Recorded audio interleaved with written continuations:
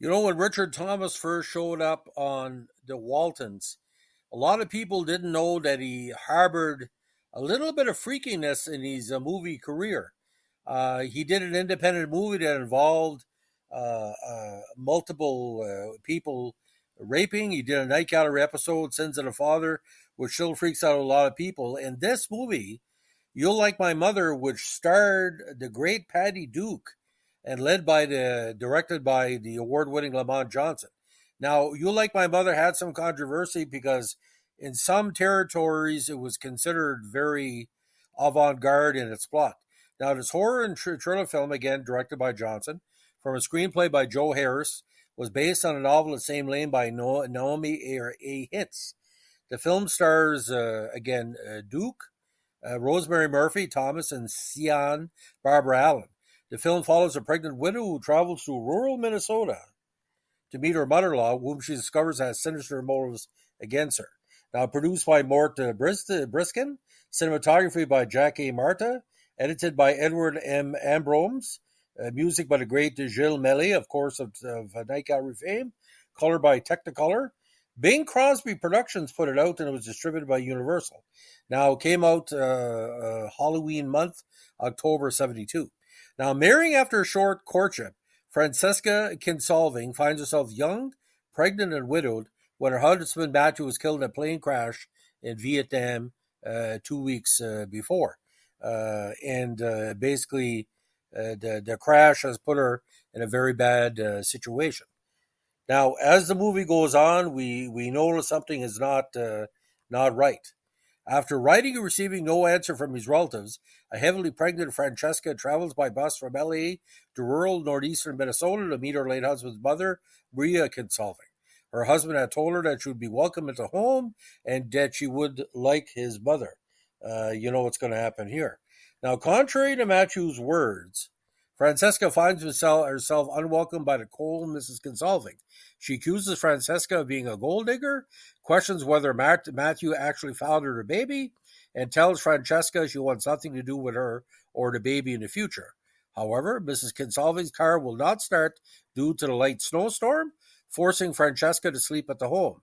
By the morning, a blizzard has set in, stranding her at the home for a few days.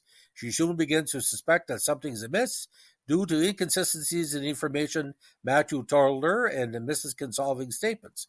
For example, Matthew never mentioned he had a sister, while Mrs. Kinsolving claims that the mentally challenged and nonverbal Kathleen is Matthew's sister.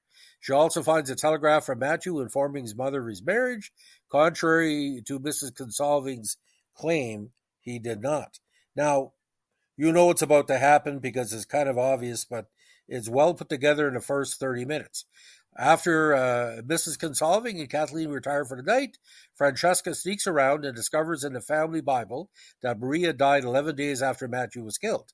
From letters of Matthew's she deduces Mrs. Kinsolving is actually Maria's sister-in-law, Catherine, the mother of Kathleen and Kenny. Now, from a newspaper clipping brought by Kathleen earlier, she finds he is a serial rapist and murderer. In the morning, Francesca goes into labor, but Mrs. Kinsolving refuses to call for an ambulance. She sedates Francesca heavily and delivers the baby herself. When the baby is born, Mrs. Kinsolving announces it dead and hands it over to Kathleen to bury. She nonchalantly tells Francesca that her baby girl was buried on the grounds. That night, Kathleen rouses Francesca and takes her to the attic, where she finds Kathleen has hidden her baby, who is actually very much alive, in a picnic basket. Mrs. Kinsolving, correctly suspecting Francesca is sneaking around the mansion, locks her in the room, and Kathleen is able to locate the key to the room and unlocks it, allowing Francesca to care for her baby. She is also able to tell Francesca that Kenny is hiding in the house. She later overhears him conversing with Mrs. Kinsolving in the basement laundry room. Kenny suspects Francesca knows about him, but is calmed by Catherine, who is focused on getting her out as soon as possible so Kenny can escape the country. After catching Francesca coming down from the attic, she realizes Francesca has gotten the key to the room, but she's convinced she does not know Kenny is hiding in the house. So here where it gets very freaky, and bear with me because this is the plot that's going on, kind of old school. Now, They said the next morning, Mrs. Consolving announced that the blizzard was clear enough for a driver to take Francesca into town to take the bus back to LA. At breakfast, the driver arrives, and it is Kenny.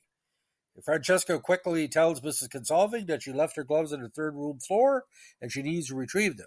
Instead, she gets her baby from the attic, hides the baby under her coat, and flees the mansion. Mrs. Consolving spots Francesca running away and sends Kenny to get her. Francesca sees Kenny is quickly gaining ground, and she darts into the carriage house in an attempt to elude him. Kenny locates her and knocks her out cold, while the baby slips from under her coat. Kenny smiles sadistically and covers the crying baby's face with his hand. Suddenly, Kathleen sneaks up behind him and stabs him in the back with a pair of scissors that Francesca was going to cut Kathleen's hair with. Mrs. Consolving breaks down and cradles her dead son, with Kathleen and Francesca holding her baby, looking on as help arrives. Now, Kathleen Consolving, she had Barbara Allen, very underrated performance. Now, the film was shot entirely on location in early 72 at the Glen Sheen Historical Estate in Duluth, Minnesota. 5 years after the film's release, the Glen Sheen Mansion became the site of the infamous murders of mansion owner and prominent heiress Elizabeth Congdon and her nurse. Now, You Like My Mother opened October 13, 72, expanded to New York on October 20th, 72. The film received mixed to positive reviews by critics, who singled out the performance and the film's claustrophobic atmosphere. Roger Greenspun of the New York Times gave the film a middling review, saying, "You Like My Mother, the ads tell you, is a thriller. As in with the title like that, you need to be told, and it is a thriller of a fairly conventional, comfortable, old-fashioned sort." Variety, however, gave the film a positive review, which read, "You Like My Mother is a quietly intense thriller spotlighting excellent performances by Patty Duke and Rosemary Murphy. No mention of Richard Thomas.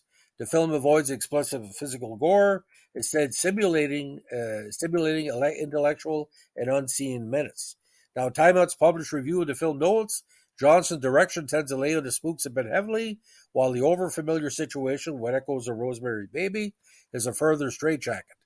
That said, however, several risky scenes are brought off with some aplomb.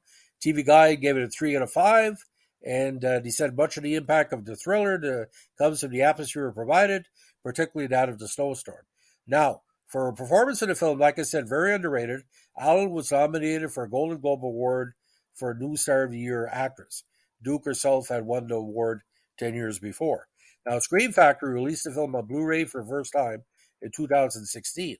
The release also featured a brief documentary with Thomas and Allen, who both cited the film as an important point in their careers. As of 2017, the Blu-ray had grossed close to $50,000 in the U.S. Now, from a intellectual standpoint, you know what's going on. But anyway, it's jarring to see Richard Thomas as the major, what did not say silent plot point, but a major plot point, considering the Waltons were going on. Very bizarre. So, ladies and gentlemen, if you like what you're doing here with our horror podcast, let us know what to like, comment, subscribe, and share. And don't forget, if Patty Duke's in a movie in the 1970s, you can't take your eyes off her. I know she was going through a lot of mental problems and romantic problems at the time, but she's always been a great actress. Thanks for listening. Bye.